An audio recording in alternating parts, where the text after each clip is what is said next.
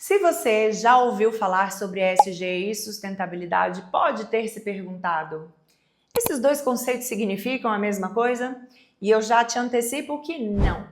Mas, para a gente entender essa diferença direitinho, a gente precisa dar um passo atrás e olhar para a história de como as empresas e a sociedade começaram a se preocupar com o impacto ambiental, social e de governança. Então hoje eu vou te contar como tudo começou, o que levou ao surgimento dessa sigla ESG, qual a relação dela com a sustentabilidade e, claro, por que está todo mundo falando sobre isso ultimamente.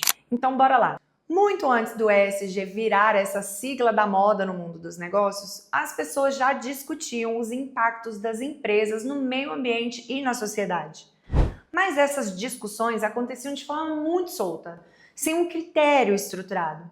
Afinal de contas, sustentabilidade já é um tema trabalhado pelas empresas muito antes do surgimento da sigla ESG. A ideia de sustentabilidade como a gente conhece hoje começou mesmo a ganhar força lá nos anos 60 e 70, quando o mundo começou a perceber que a industrialização acelerada estava cobrando um preço alto demais da humanidade. Foi uma época marcada por grandes desastres ambientais que chocaram o mundo, como o desastre de Minamata, lá no Japão, onde centenas de pessoas foram envenenadas por mercúrio despejado no mar por uma fábrica.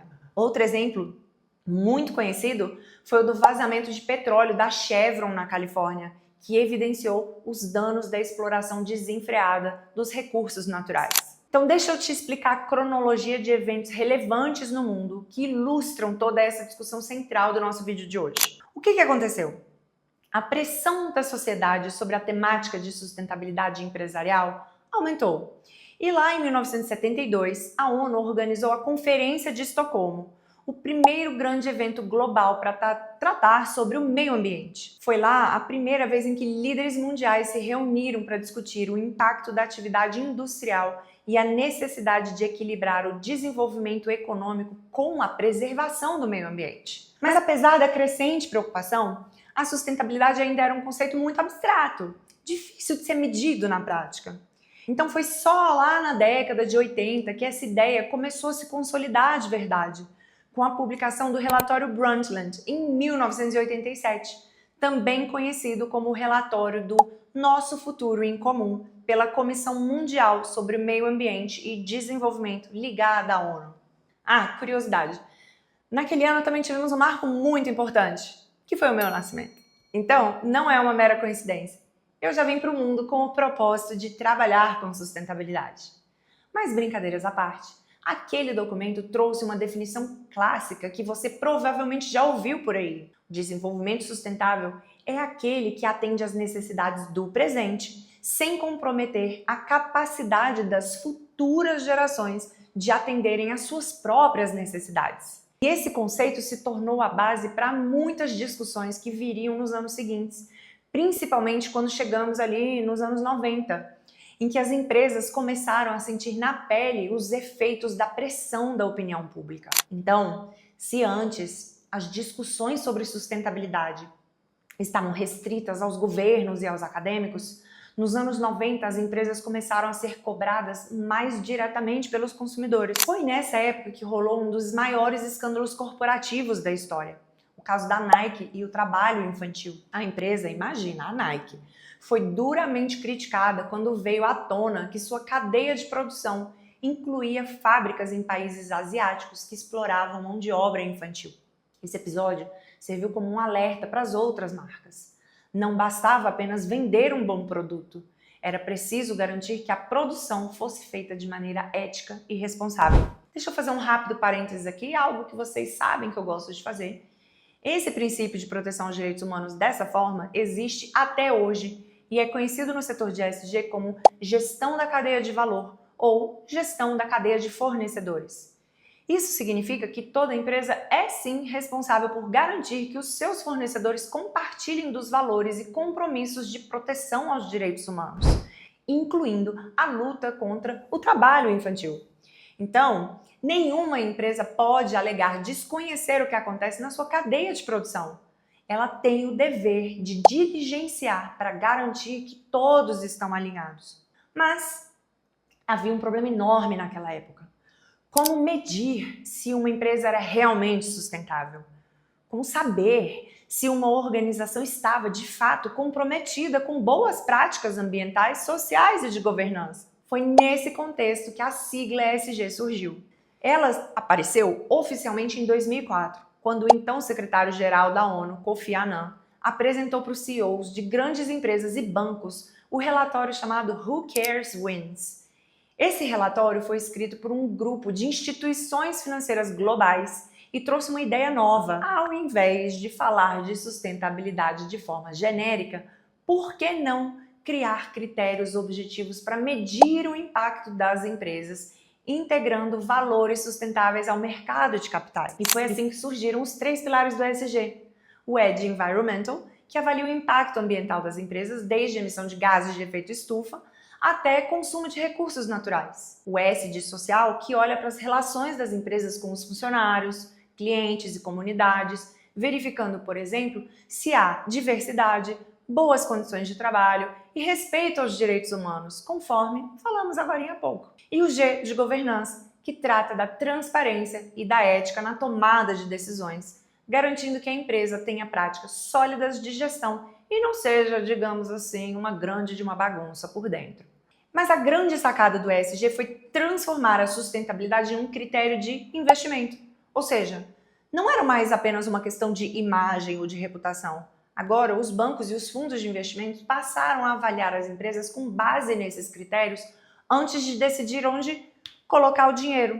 E aí, de repente, ser sustentável passou a ser algo extremamente estratégico para os negócios. Beleza. Mas agora que a gente já entendeu como tudo começou, vamos responder aquela dúvida inicial. ESG e sustentabilidade são a mesma coisa? Não mesmo. E essa é uma confusão bem comum, porque a grande verdade, a culpa é nossa. Até os profissionais da área usam os dois termos como sinônimos. Mas é que a gente já sabe quando é que a gente está falando sobre ESG querendo se referir à sustentabilidade e vice-versa. Acabou que ficou automático pra gente. Mas é importante fazer essa ressalva, especialmente para quem está chegando agora no setor ou para quem tem curiosidade sobre os temas. Tranquilo? Então, sustentabilidade é um conceito muito mais amplo. É um propósito, uma visão de longo prazo para criar um mundo mais equilibrado. Ela considera diversos stakeholders, que são aquelas pessoas impactadas pela atividade empresarial, e uma agenda muito mais ampla para toda a sociedade, olhando para o futuro e para as transformações necessárias. Um dos conceitos fundamentais dentro da sustentabilidade que é importante que você conheça é o chamado Triple Bottom Line, também conhecido como tripé da sustentabilidade, que propõe que os negócios não devam considerar apenas o lucro, mas também o impacto nas pessoas e no planeta. Já o ESG chegou como uma ferramenta, um conjunto de critérios que permite medir e avaliar o impacto ambiental, social e de governança das empresas. Então, enquanto a sustentabilidade tem uma abordagem mais macro e externa, o ESG é algo que parte da própria empresa, estruturando processos internos e garantindo transparência e governança. Em resumo, a sustentabilidade é o conceito e o ESG é a régua que mede esse conceito dentro dos negócios. Mas, se você está antenado nas discussões dos jornais e nas matérias recentes, já deve ter notado que nos últimos anos o ESG virou um dos temas mais discutidos no mundo corporativo.